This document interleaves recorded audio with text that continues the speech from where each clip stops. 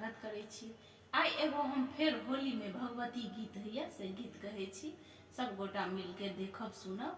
और हमर चैनल के सब्सक्राइब वीडियो लाइक जरूर कर दियो। जय काली माई। काली लाल अढ़ूल पार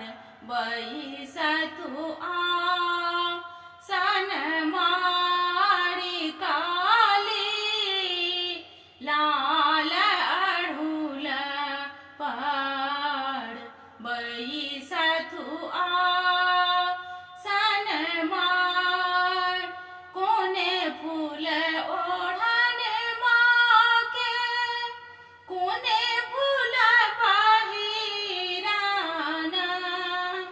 कोने फूल मैया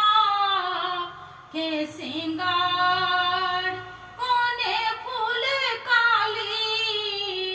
के सिंगार, काली लाल अढ़ूल पार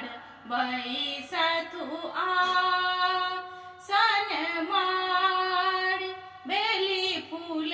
ओढ़नी माँ के,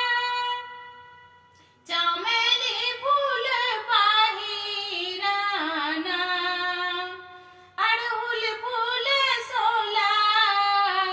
हो सिंगार, अड़हुल फूल मैया के सिंगार हो, काली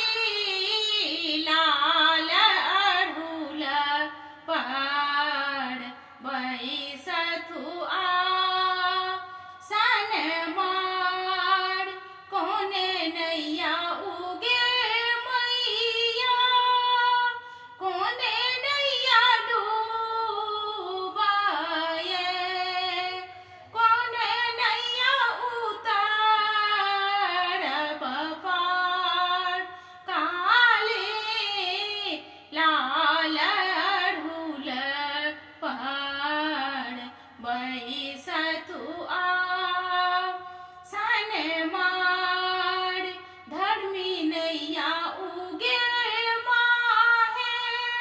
पापी नैया डूबाए,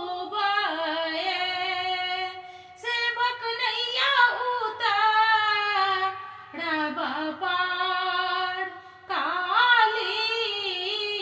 लाल अढ़ूल पार